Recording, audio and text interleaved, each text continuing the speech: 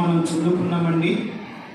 వాస్తవానికి నీతిమంతుల తల మీదకి ఆశీర్వాదం వచ్చిన మాటను చదివాను గత రాత్రి. ఏడు రాగానే అంతా మారిపోయింది. దేవుడు మరొక మాటని ఇచ్చాడు. ఆ మాట చదువుకున్నాం. దేవుడు చెప్పిందే మనం చెప్పాలి, కానీ మన సొంత మాటలు చెప్తే అక్కడ మనం ఫెయిల్ అయిపోతాం. దేవుని సన్నిధిలో నేను ప్రతిదీ కూడా ప్రార్థన చేసుకుని, ప్రభువా ఏం చెప్పమంటావు, నీ బిడ్డలకి ఇది అవసరం అని దేవుని సన్నిధిలో ప్రార్థన చేయగా ఆయన మరి కొన్ని విషయాలు ఆయన నేర్పిస్తూ ఉన్నాడు. ఆయన లెక్క చూసే దేవుడు అంట. ఏం చూస్తే దేవుడు లెక్క చూస్తాడు. మరి ఆయన లెక్క చూసినప్పుడు మనం తేలిపోతామో, త్రాసులో ఉంటామో, ఎలా ఉంటామో మనము గ్రహించే వారుగా ఉండాలని దేవుని లేఖనాలు బహుతేటగా తెలియజేస్తూ ఉన్నాయి. యోబు గ్రంథము చదవండి, 31వ అధ్యాయము. యోబు గ్రంథము 31వ అధ్యాయము 4వ వాక్యాన్ని చదువుకున్నాం. ఆయన నా ప్రవర్తన ఎరుగును కదా, నా అడుగు చాడలన్నిటినీ లెక్కించును కదా. అబద్ధికుడవై నేను తిరుగులాడిన ఎడల, మోసము చేయుటకై నా కాలు త్వరపడిన ఎడల, నేను యథార్థవంతుడనై ఉన్నానని దేవుడు తెలుసుకున్నట్లు న్యాయమైన త్రాసులో ఆయన నన్ను కూర్చునుగాక. నేను త్రోవ విడిచి నడిచిన ఎడల, నా మనస్సు నా కనులను అనుసరించి సంచరించిన ఎడల, మలినమైనను నా చేతులకు తగిలిన ఎడల, నేను విత్తిన దానిని వేరొకడు భుజించునుగాక. చాలు తరవచ్చండి, ప్రార్థన చేసుకుందాం. అడగండి, ప్రభువా ఈ రోజున మీరు మాతో మాట్లాడండి. నీ మాట వినాలని మీ సన్నిధికి వచ్చామయ్యా. నీ మాటలు ఎంత శ్రేష్టమైనయో, నీవెంత ఆశీర్వాదకరమైనయో నీ బిడ్డలతో మాట్లాడండి, సహాయం చేయండి ప్రభు అని ఒక చిన్న ప్రార్థన చేసుకున్నాం. పరిశుద్ధుడైన తండ్రి, చదివిన లేఖన భాగాన్ని దీవించండి, మాతో మీరు మాట్లాడండి. మీ మాటలు వెలుగైన చెవిని గ్రహించే హృదయాన్ని ప్రతి వారికి ప్రసాదించండి. మీరు అక్కడి దినాల్లో ఉన్న ప్రభువా, మీరు లెక్క చూసే దేవుడిగా ఉన్నారు అయినా, మీరు మా జీవితాల్లో పరిశోధిస్తున్న దేవుడిగా ఉన్నారు. మా చెడి అంటూ కూడా ఎరిగిన దేవుడిగా ఉన్నావు ప్రభువా. నీ ఎదుటికి వచ్చామయ్యా. మా జీవితం ఎలాగో ఉండాలని మీరు కోరుతున్నారు, అలాగ ఉండటానికి మమ్మల్ని మేము సిద్ధపడడానికి మీ ఆత్మ సహాయము, ఆత్మ నడిపింపును మాకు అనుగ్రహించండి. నీ మాటలు వింటుండగా నీ బిడ్డల జీవితంలో ఆత్మకార్యాలు, పశ్చాత్తాపము, హృదయ శుద్ధిని, శ్రేష్ఠమైన ఆత్మీయతలోనికి బిడ్డలు నడిపించబడటానికి మీ సహాయం అనుగ్రహించమని యేసు నామమున ప్రార్థన చేస్తున్నాము తండ్రి. ఆమేన్. చెప్పండి ఆమేన్. హల్లెలూయా. చాలా జాగ్రత్తగా దేవుని వాక్యాన్ని విన్నామండి. దేవుడు మనల్ని ఆశీర్వదించే దేవుడే, అభివృద్ధిని కలుగు చేసే దేవుడే, మనకు కావలసిన క్షేమాన్ని ఇచ్చే దేవుడే, అనేక సందర్భాల్లో మనల్ని కాపాడుకు నడిపిస్తున్న దేవుడిగానే ఉన్నాడు ఆయన. ఆయన ఏనాటి కాలంలో జగతి పునాది వేగమునిపై ఆయన ఏ మనసు కలిగి ఉన్నాడో నేటికి ఈ దినము వరకు కూడా అదే మనసు దేవునిలోనే ఉంది. హల్లెలూయా. ఆయన మనసు మారలేదు, ఆయన స్వభావం మారలేదు, ఆయన ప్రేమ కూడా మారలేదు. మారింది ఎవరమయ్యా అంటే మనమే. మారింది ఎవరు? మనమే. మనకున్నటువంటి స్థితిని బట్టి, మనకున్నటువంటి పరిస్థితులను బట్టి కొన్ని సందర్భాల్లో మనం మారుతున్నాము, కానీ దేవుడు మాత్రం ఎన్నడూ కూడా మార్పు లేని దేవుడై ఉన్నాడంట. హల్లెలూయా. యోబు గ్రంథకర్త అంటున్నాడు, ఈ 31వ అధ్యాయం అంటున్నాడు, ఆయన నా ప్రవర్తన ఎరుగును కదా, నా అడుగు చాడలన్నీ లెక్కించును కదా. వినండి, ఆయన నా ప్రవర్తన ఎరుగును కదా, నా అడుగు జాడలన్నిటిని ఆయన లెక్కించును. ఆయన లెక్కించే దేవుడు అండి. మన దేవుడు మన ప్రవర్తన ఎరిగిన వాడు, మన అడుగు జాడలను లెక్కించిన దేవుడు అండి. మరి దేవుడు మనల్ని లెక్క చూసినప్పుడు మనం ఎలాగుండాలి? దేవుని ఎదుట మనం ఎలాగూ కనబడాలి? దేవుడు అనుకుంటున్నాడు, నా బిడ్డలు నా అంత పరిశుద్ధతలో ఉండాలని ప్రభు కోరుతున్నాడు అంట. దేవుని స్తోత్రం కలుగును గాక. నా పరిపూర్ణతలోనికి వారు ఎదగాలని ప్రభు ఇష్టపడుతున్నాడంట. నాకు సమీపముగా జీవించాలని ప్రభు కోరుతున్నాడు. కానీ ఈరోజున మన అడుగు చాడలను ఆయన లెక్కిస్తున్న దేవుడు, మన ప్రవర్తన ఎరిగిన దేవుడు, మన స్థితిగతులను ఎరిగిన దేవుడికి మరుగైనది ఏది లేదు కదా. ఏదైనా ఉంటే తెలియదు, ఏదైనా ఉన్నాయితే మనకు తెలియాలి. కానీ దేవుడికి సమస్తము తెలుసు. ఆయన సమస్తమును ఎరిగిన దేవుడిగా ఉన్నాడు. అందుకని యోబు అంటున్నాడు, న్యాయమైన త్రాసులో ఆయన నన్ను తూర్చునుగాక, నేను త్రోవ విడిచి నడిచిన ఎడల. దేవుడి దగ్గర ఏ త్రాసు ఉందంట? న్యాయమైన త్రాసు ఉంది, న్యాయమైన తునికి రాయి ఉంది. న్యాయమైనటువంటి ఆ త్రాసులో ప్రభు మనల్ని చూసినప్పుడు మన ప్రవర్తన ఎలాగ ఉన్నదని ప్రభు ఆశపడుతున్నాడు. మన అడుగు చాడలు ఎలాగ ఉండాలని ప్రభు కోరుతున్నాడు. ఒక వ్యక్తిని త్రాసులో చూస్తాడంట, అతని పేరు బెల్షెదరు. దేవుని మందిరంలో ఉన్నటువంటి ఉపకరణాల్లో, దేవుని సన్నిధిలో ఉన్నటువంటి పాత్రలలో ద్రాక్షారసం పోసుకుని మత్తుడై తన ఐశ్వర్యాన్ని బట్టి, తన రాజ్ అంతఃపురం బట్టి అతిశయపడుతూ గర్విస్తూ దేవుని యొక్క పాత్రలలో ద్రాక్షారసము పోసుకుని తాగుతున్నాడు. తన మంత్రులతో, తన పని వ్యక్తులతో, తన భార్యలతో కలిసి ఆనందిస్తూ ఉంటే దేవుడు అతనంట త్రాసులోకి వెళ్ళి చూస్తాడంట. దేవుడి దగ్గర ఏముందని చెప్పావు? న్యాయమైనటువంటి త్రాసు ఉంది. ఆ న్యాయమైన త్రాసులోనికి వెళ్ళి చూడగా అతడు తక్కువగా కనబడ్డాడంట. ఎలా కనబడ్డాడంటండి? తక్కువగా కనబడ్డాడంట. లెక్క చూస్తాడంట, లెక్క చూడగానే తేలిపోయాడు. మరి దేవుడు మనల్ని కూడా లెక్క చూస్తాడా లేదా? చెప్పండి. ఆయన బిడ్డలమైన మనము యేసు రక్తములో కనపడ్డాం, మందిరానికి వస్తున్నాం, దేవుని వాక్యాన్ని వింటున్నాం, దేవునికి ఇవ్వవలసిని ఇస్తున్నాము. కానీ దేవుడు కూడా మనం కూడా ఏం చూస్తున్నాడంట? లెక్క చూస్తాడు. ఆయన లెక్క చూసినప్పుడు మనం తేలిపోయే స్థితిలో ఉంటాము. ఒకవేళ ఆయన బల నమ్మకమైన శ్రేష్టమైన మంచి కుమారుడు, మంచి కుమార్తె అంటాడు,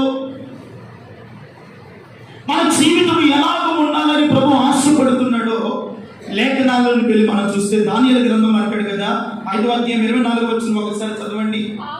కావున ఆయన ఎదుట నుండి అడిచేయి వచ్చి ఏదనగా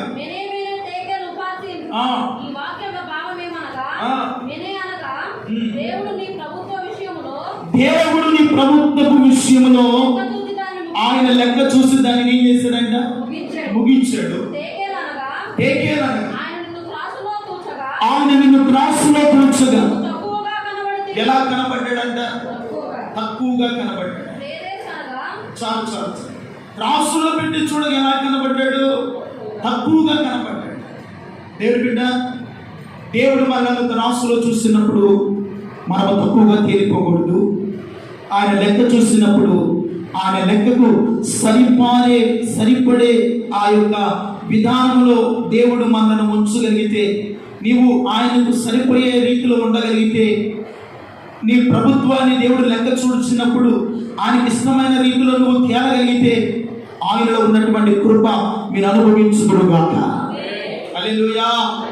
అతడు తక్కువ అయిపోయాడంట. అందుకనే అతని రాజ్యం అతని యొద్ద నుండి తీసివేయబడింది. మాదీలకును పారసీకులకును ఇదిగో అతని రాజ్యం అప్పగించబడిందంట. ఎందుకయ్యా అతని రాజ్యము తీసివేయబడిందంటే త్రాసులో చూడగా అతను ఏమయ్యాడంట?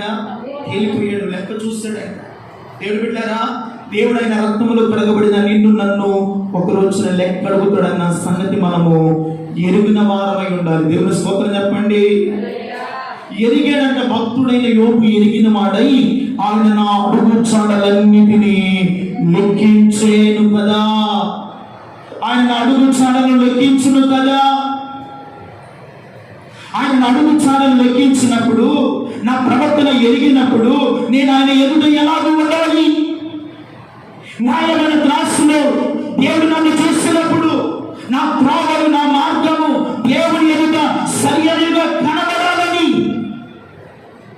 యోబు భక్తిని విడిచిపెట్టకుండా, విశ్వాసాన్ని విడిచిపెట్టకుండా, చెడుతనమును మానకుండా, చెడుతనమును విసర్జించి దేవుని సన్నిధిలో యథార్థవంతుడుగా, న్యాయవంతుడుగా లెక్క చేసినప్పుడు దేవుని త్రాసులో సరిపడే విధానంలోకి యోబు మార్చబడ్డాడంట. దేవునికి మహిమ కలుగునుగాక. అంత భక్తిని, అంత వైరాగ్యాన్ని యోబు సంపాదించుకున్నాడు కదా. యోబు మనవలే భక్తుడే కదా, విశ్వాసే కదా, దేవుని సేవకుడే కదా. అతను కూడా అంటున్నాడు, ఆయన నా ప్రవర్తన ఎరుగును కదా, నా అడుగు చాడలన్నిటిని ఆయన లెక్కించును కదా. దేవుని బిడ్డలారా, ఈ రోజున ఆశీర్వాదము, శాశ్వతమైన జీవము, సమాధానము ఏదో, నెమ్మది ఏదో ఎదుటే ఉంది. ఈ రోజున కుటుంబాల్లో సమాధానం లేకపోకుండా బట్టి, నెమ్మది లేకుండా, అశాంతితోనూ, రోగములతోనూ, సమస్యలతోనూ, అనేక రకములైనటువంటి ఇబ్బందులతో మానవుడు జీవించడానికి గల కారణం ఏమిటంటే, నా దేవుడు అన్నవాడు ఒక ఆయన ఉన్నాడు. ఆయన నా అడుగు చాడలన్నిటిని లెక్కించే దేవుడు ఉన్నాడు. నా అడుగు చాడలు, నా ప్రవర్తన ఆయన ఎరిగే దేవుడు ఉన్నాడని గ్రహించలేని స్థితిలో మానవుడు ఉంటున్నాడు. కనుకనే ఈ రోజున దేవుడు లెక్క చూస్తున్నప్పుడు మానవుడు ఏమైపోతున్నాడు? తేలిపోతున్నాడు. త్రాసులో తేలిపోతున్నాడు. వారి ప్రభుత్వం వారి ఎదురును తీసుకుపోతున్నాడు. వారి భక్తిలో పడిపోతున్నారు. విశ్వాసంలో చాలిపోతున్నాడు. దేవునికి దూరం అయిపోతున్నారు. మందిరాన్ని మానుకుంటున్నారు. దేవుని ఎదుగు రావాల్సిన క్రమంలో రాలేకపోతున్నారు. అందుకని యోబు గ్రంథకర్త మరొక మాట అంటాడు. 14వ అధ్యాయము 16వ వాక్యాన్ని చదువుకున్నాం. యోబు గ్రంథము 14వ అధ్యాయం. అమ్మా,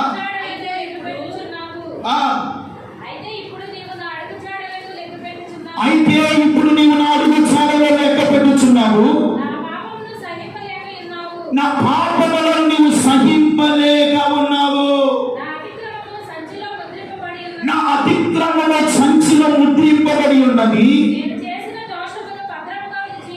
నేను చేసిన దోషమును నీవు భద్రముగా ఉంచి ఉన్నావు. గత వారములో ఎఫ్రాయిము గురించి మనం చెప్పుకున్నాం. ఎఫ్రాయిము దోషము, ఎఫ్రాయిము యొక్క పాపము దేవుడు ఏం చేస్తాడంట?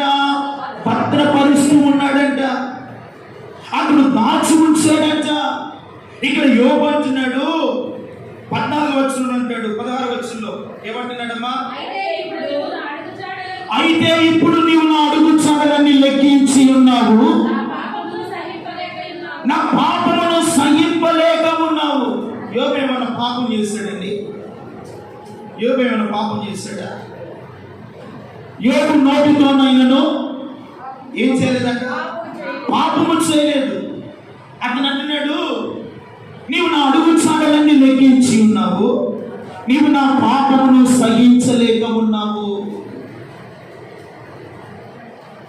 ఒక నిజమైన భక్తుడు ఏం చేస్తాడయ్యా అంటే, అయ్యా నేను ఎంత భక్తి గలవాడినైనను, ఎంత భక్తి గలదానినైనను, ఏదో ఒక పొరపాటు, ఏదో ఒక కలహీనత, ఏదో ఒక అవిధేయత, ఏదో ఒక తిరుగుబాటు, ఏదో ఒక నీకు ఇష్టమైన క్రియ నా యందు ఉంటుందేమో, నేను పాపము సహించలేని వాడిగా ఉన్నానయ్యా. యోబు యొక్క పాపమును సహించలేని వాడిగా ఉన్నాడు. ఈరోజున మన పాపము స్థితి ఎలా ఉంది? మన అడుగుచాడల స్థితి ఎలా ఉంది? పైకి భక్తిగా వలె కనబడుతున్నాము, కానీ భక్తిలో ఉన్న శక్తిని మనము ఆశ్రయించని వారిగా కనబడుతున్నామే. ఆత్మలో బలపరచబడిన వారిగా కనబడుతున్నామే. మందిరానికి వస్తున్నాము కానీ ఆత్మ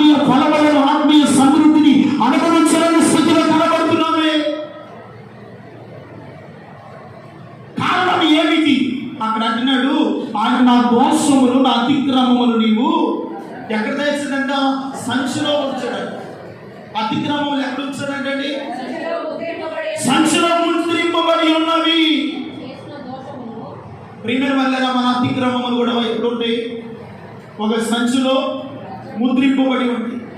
ఈ దేహముతో జరిగించిన చెడ్డ క్రియలను బట్టి, మంచి క్రియలను బట్టి క్రీస్తు న్యాయపీఠము ఎదుట ఒక రోజున లెక్క చెప్పవలసిన వారమై ఉన్నాము కనుక మన అతిక్రమమును ఎక్కడ దాచిపెట్టాడైనా? సంచిలో దాచిపెట్టాడు. ఈరోజు నా అతిక్రమము, నా పాపము ఎవరు చూడలేదనుకోవచ్చు. దేవుని యొక్క సంచిలోని అతిక్రమములు దాచబడి అంట, అవి ముద్రింపబడి ఉండని అంట. మరి మన సంగతి ఏమిటి? యోగు తన సంగతి గురించి ఆలోచించి ఆ గ్రంథంలో ఎంతో పశ్చాత్తాపంతో ప్రార్థన చేస్తున్నాడు. మరి ఆయన బిడ్డలమైనటువంటి మన సంగతి ఏమిటి? ఆయనతో ప్రయాణం చేస్తున్నటువంటి మన ఆలోచన ఏమిటి? దేవుడు మనం లెక్క చూసినప్పుడు మనం తేలిపోయే స్థితిలో ఉంటామా? ఒకవేళ న్యాయమైన రాసిన ప్రభుకి నమ్మకమైన వారిగా కనబడతామా? దేవుని దగ్గర అందరికి ఒకే న్యాయమైన త్రాసు ఉందంట. దేవుని స్తోత్రం చెప్పండి. బోధించిన నాకైనా, బోధ వింటున్న మీకైనా, మన జీవితంలో ఎన్ని సంవత్సరాలు విశ్వాసమైనా అందరికీ దేవుని దగ్గర ఎటువంటి త్రాసు ఉందంట? న్యాయమైన త్రాసు మాత్రమే ఉంది. హల్లెలూయా. ఆ న్యాయమైన త్రాసులో మనము తేలిపోకూడదండి. ఆ న్యాయమైన త్రాసులో దేవునికి సమానంగా మనము తూకగలిగితే, ఆ త్రాసులో మనము ఆయన లెక్క చూసినప్పుడు ఆయనకి సరిపోయినప్పుడు ఆయనలో ఉన్నటువంటి శ్రేష్టమైన కృప, ఆయనలో తాగి ఉన్నటువంటి శ్రేష్టమైన ఆశీర్వాదాలు, ఆయనలో ఉన్నటువంటి ఒక ఉన్నతమైనటువంటి ఔన్నత్యాన్ని, దేవునిలో ఉన్నటువంటి ఒక శ్రేష్టమైనటువంటి ఒక ఉన్నతమైన స్థానాన్ని దేవుని సన్నిధిలో మనం పొందుకోగలుగుతాం. దేవుని స్తోత్రం చెప్పండి. హల్లెలూయా. అలా లేకపోయినప్పుడు దేవుని యొక్క శ్రేష్టమైన స్థానాన్ని మనము పొందలేము. దేవుని ఇచ్చే ఆశీర్వాదాన్ని మనం అనుభవించలేము. దేవుని యొక్క మేలు మనం పొందుకోలేము.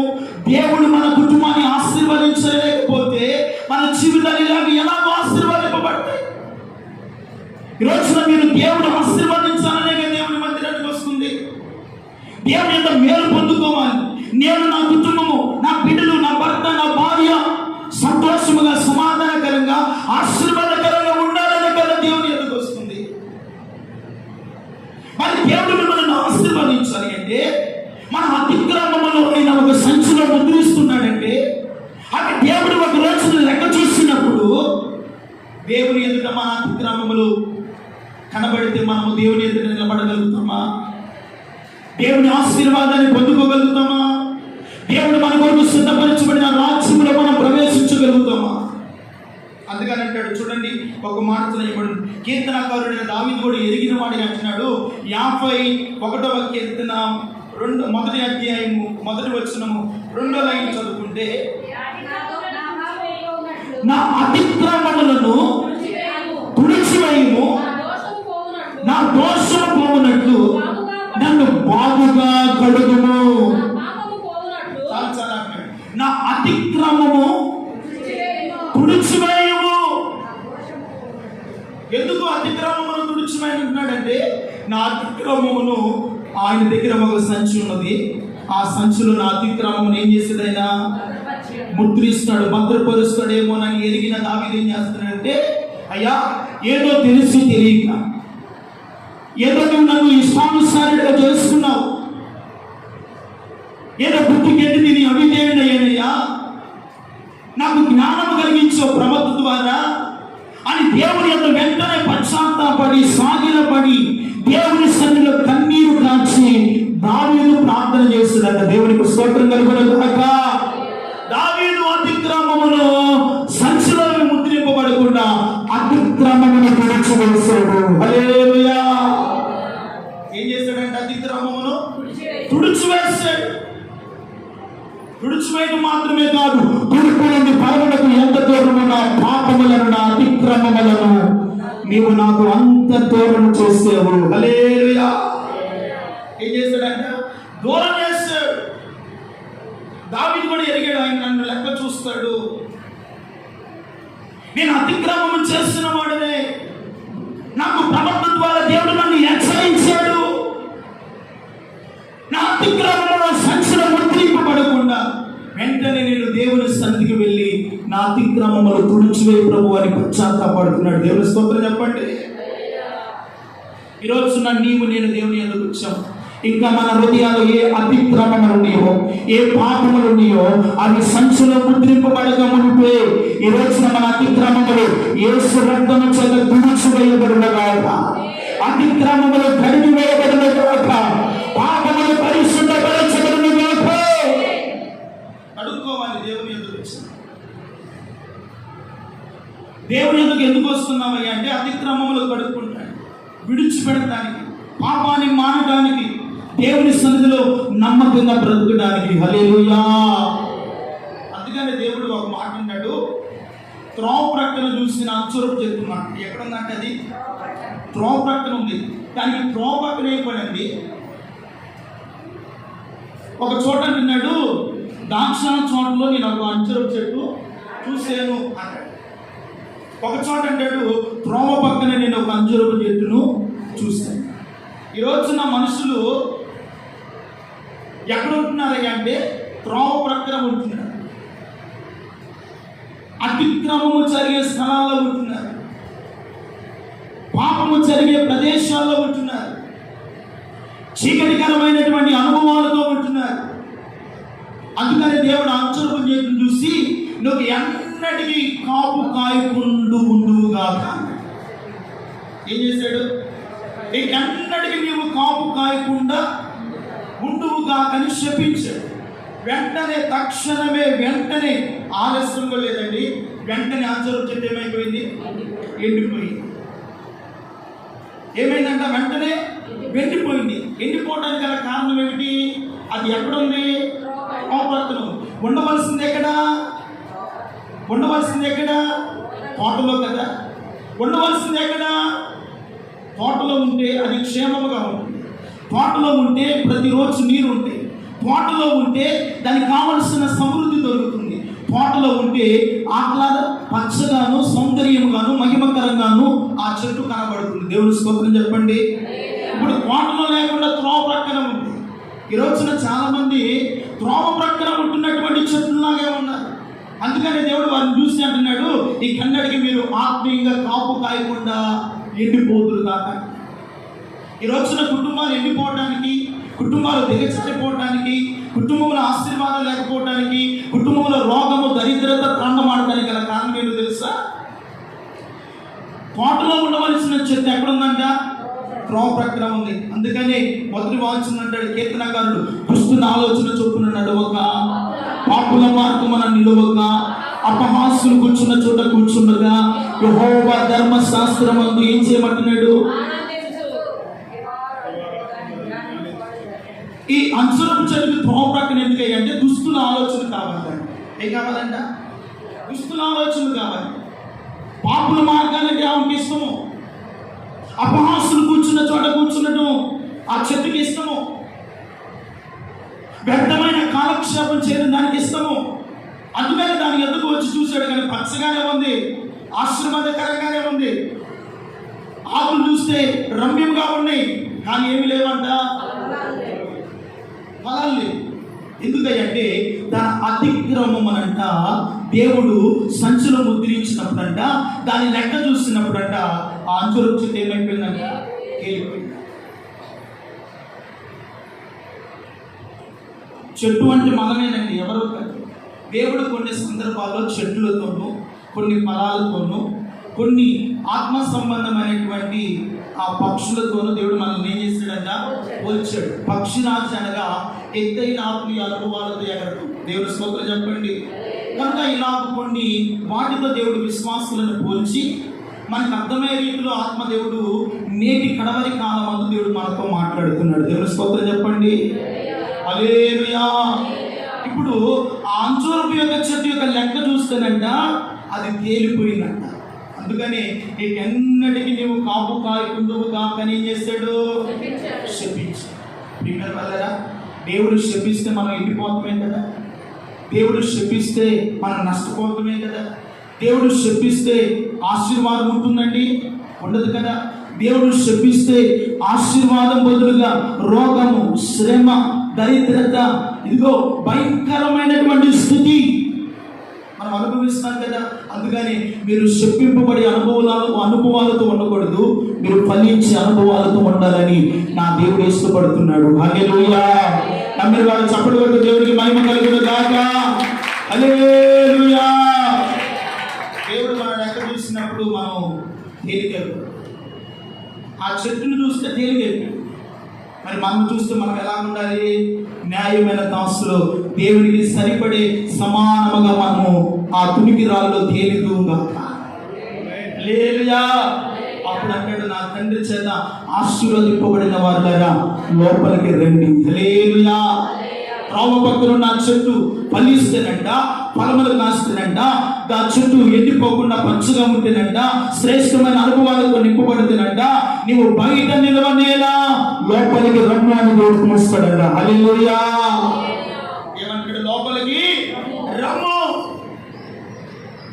నీవు లోపలికి రమ్ము. బయట నిలబడలేలా? బయట ఏముంది? చీకటి. బయట ఏముంది? సాతానుడు పొంచి ఉన్నాడు. బయట ఏముంది? పాపము పొంచి ఉంది. బయట ఏముంది? శత్రువు కాచుకొని ఉన్నాడు. ఆ శత్రువు కాచుకొని ఉన్నప్పుడు నువ్వు లోపలికి వస్తే నీవు నీ బిడ్డలు సురక్షితంగా, క్షేమముగా, నెమ్మదిగా కాపాడబడుతున్నారు. హల్లెలూయా. బయట పండుగ. ఈ రోజున చాలా మంది బయట ఉంటున్నారు. బయట ఉంటే నువ్వు నష్టపోతావు, తోటలో ఉంటే క్షేమముగా ఉంటావు. హల్లెలూయా. తోటలో ఉంటే క్షేమముగా ఉంటావు. తోట ఏం చేస్తాయా? కంచి వేస్తుంది. తోటలో ఉంటే నువ్వు ఏంది? కంచె. ఆ తోట చుట్టూ కంచె ఉంటుంది. ఆ తోట యజమానుడు నిత్యం నిన్ను కాయిస్తూ, పోషిస్తూ, నీరు పోస్తూ, శ్రేష్టమైన వాక్యమైన ఎరువు వేస్తూ నిన్ను ఎదిగే రీతిలో మారుస్తాడు. హల్లెలూయా. బయట ఉంటే నిన్ను అక్కడ నీరు రాదు, ఎరువు ఉండదు, శ్రేష్టమైనటువంటి ఆహారం నీకు అందదు. అందనప్పుడు చెత్త ఏమైపోయింది? ఎండిపోయింది. కనుక మీరు అలా ఉండకూడదు. మన అతిక్రమం ఆయన చూసినప్పుడంట దేవుడికి ఇష్టమైన రీతిలో మనం తిరిగిపోతుంది. హల్లెలూయా. రెండవది అంటాడు చూడండి, కీర్తన 32వ కీర్తన 5వ వాక్యం అంటాడు, యెహోవా నా సన్నిధిని నా అతిక్రమమును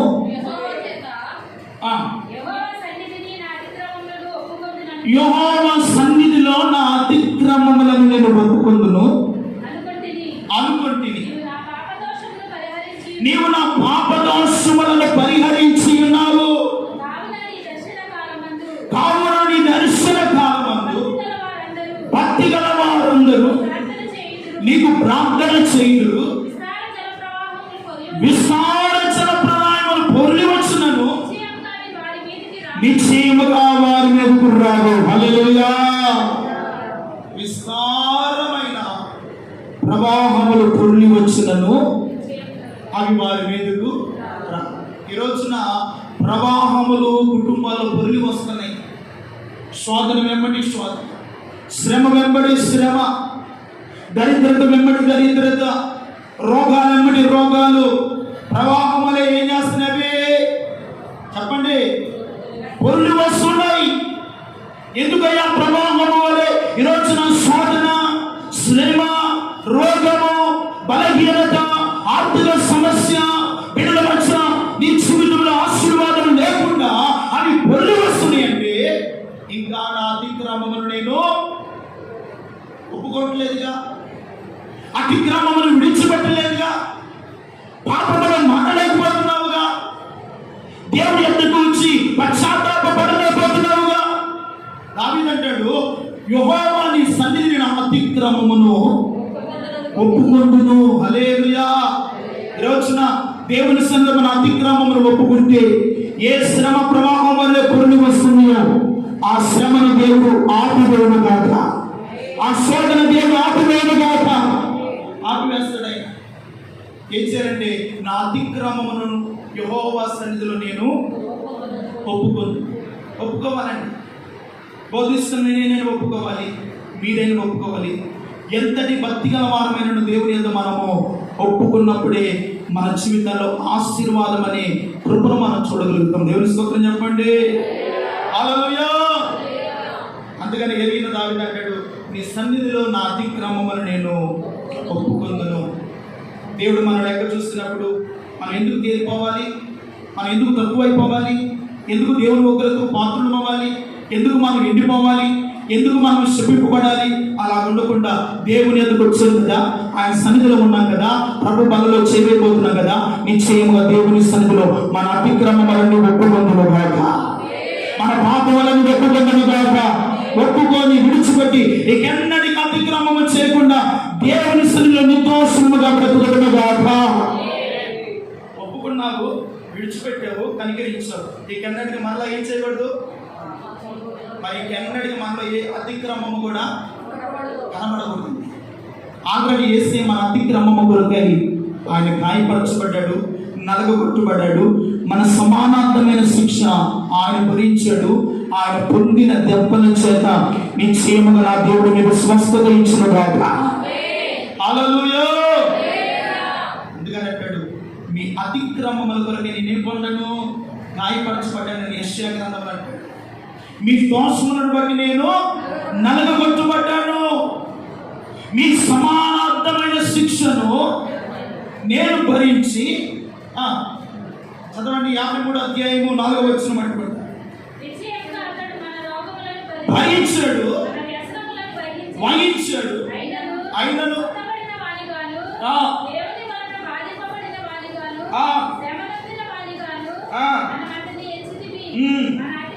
ఇదిగో మన అతిక్రమ క్రియలను బట్టి అతడు గాయపరచబడెను, మన దోషములను బట్టి నలగొట్టబడెను, మన సమానార్థమైన శిక్షను అతని మీద పడెను. అతడు పొందిన దెబ్బల చేత మనకు స్వస్థత కలుగుతుంది. దేవుని స్తోత్రం కలుగును గాక. మన అతిక్రమంలో ఒప్పుకుంటే స్వస్థత నీకు కలుగును గాక, నెమ్మది నీకు దొరుకును గాక, బలహీనత నుండి విడుదల పొందుకొని ఆశీర్వాదకరమైన స్థలములను నీవు వెలుగును గాక. అతిక్రమం ఏం చేయాలంట? ఒప్పుకోవాలి. రెండవదిగా ఇంకొక పాయింట్ మనం చెప్పి ముగిస్తాను. విందుశాలకు యజమానుడు ఉన్నాడు. విందుశాలలో ఉన్నటువంటి పని వారిని పిలిస్తే విందుశాలకు అనేక మంది వచ్చారంట. ఎక్కడికి వచ్చారు?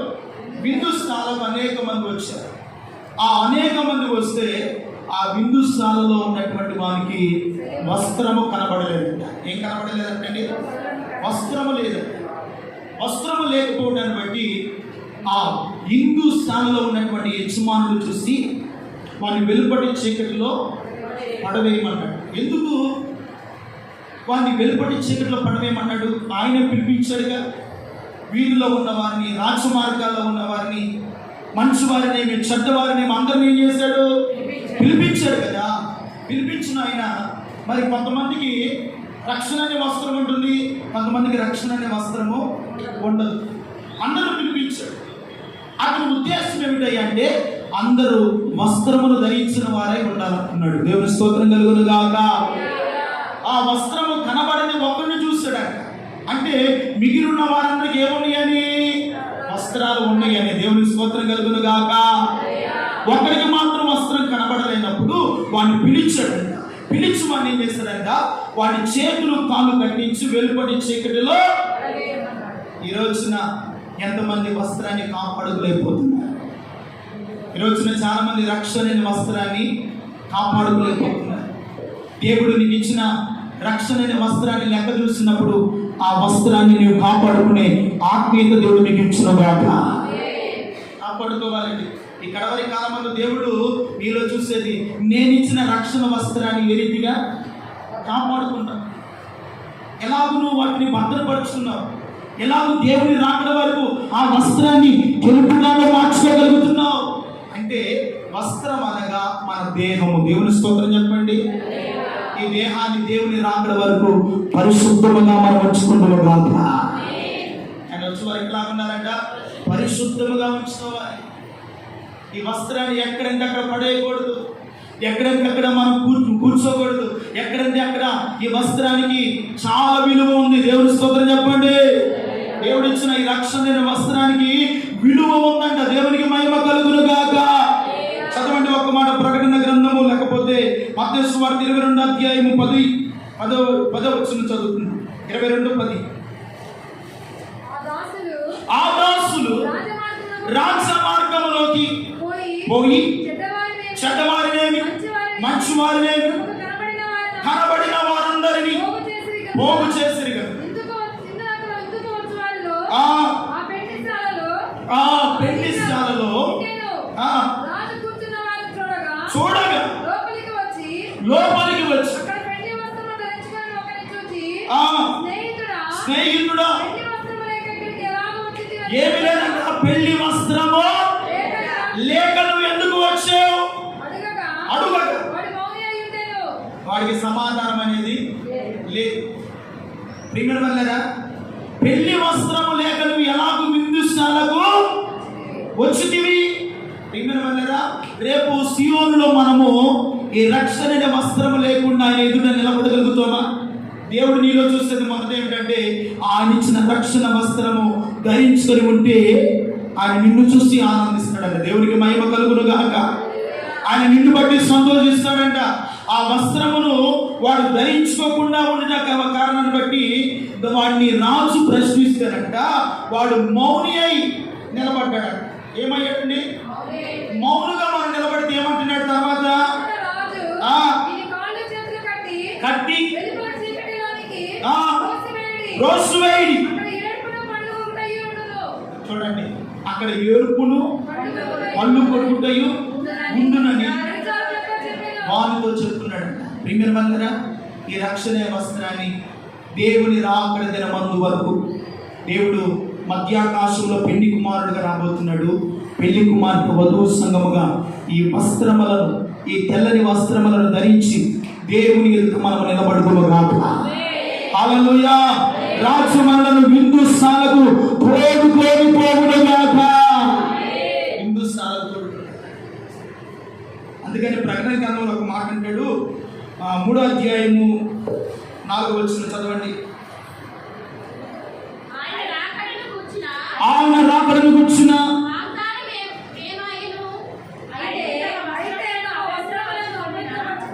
అయితే వారు తమ వస్త్రములను అపవిత్రపరుచుకొని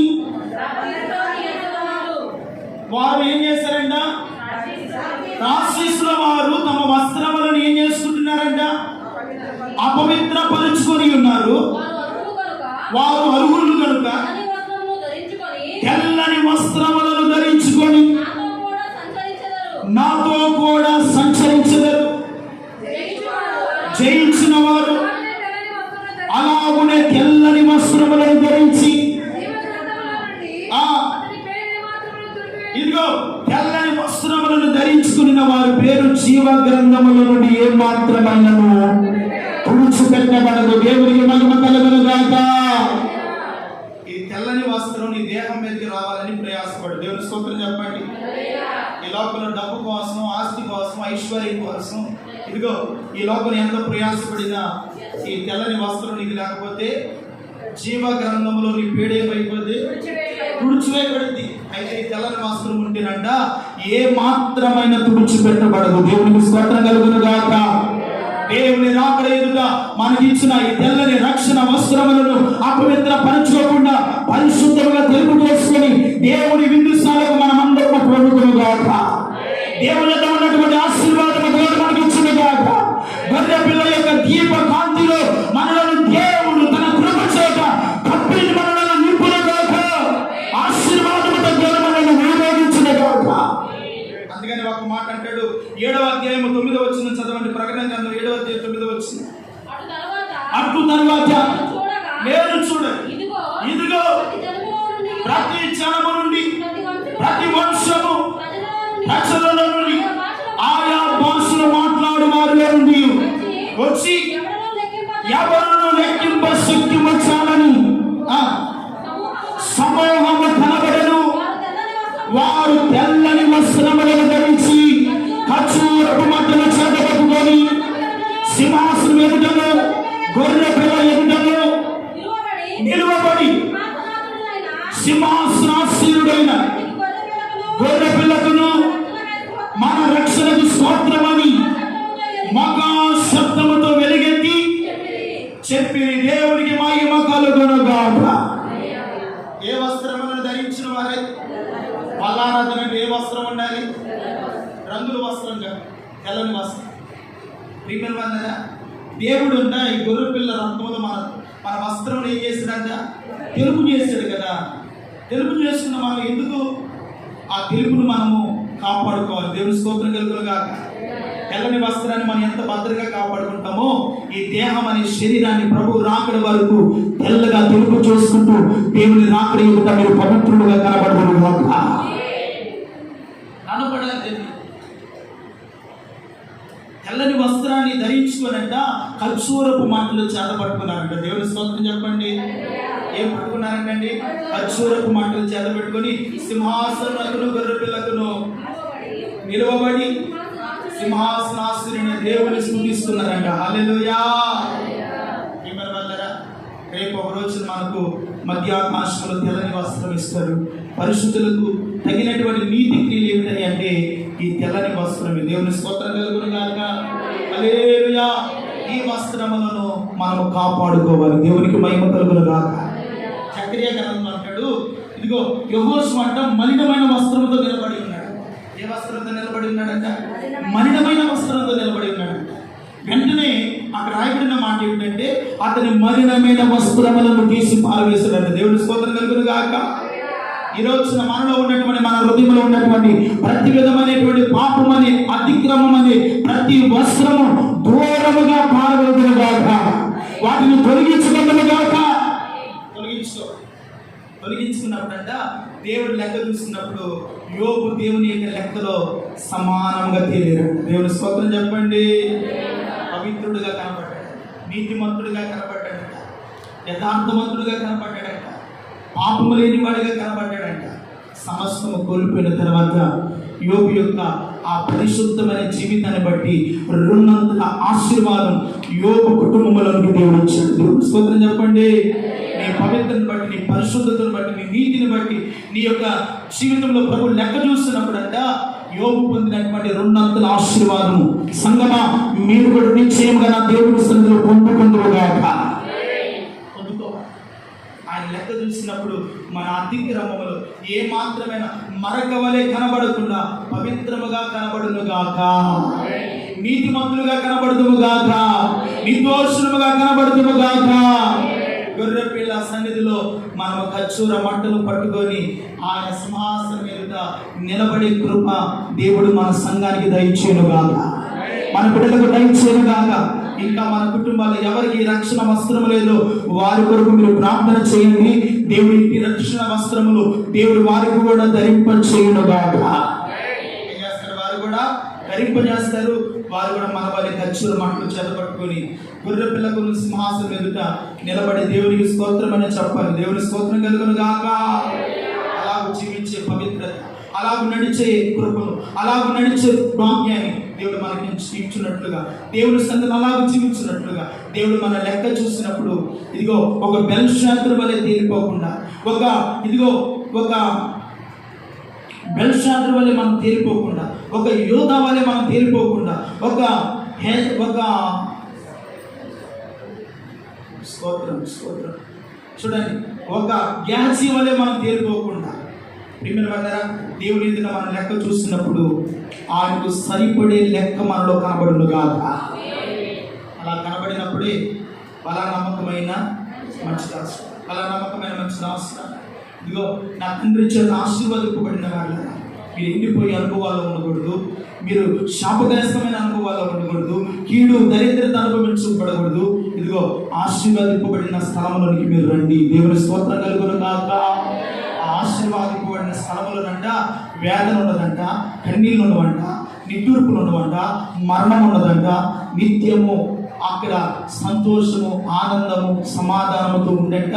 వారి కన్నుల ప్రతి మాంస బిందులు తుడిచివేయబడి దేవుని ఎదుట ఆనందించుదురుగాక. ఏం చేస్తారంట? దేవుని ఎదుట ఆనందిస్తారు. అటువంటి ఆనందం, అటువంటి సమాధానం, అటువంటి నెమ్మదిని ఆత్మదేవుడు మనందరికీ దయచేయుగాక. తల వంచని ప్రార్థన చేసుకుందాం. ఆ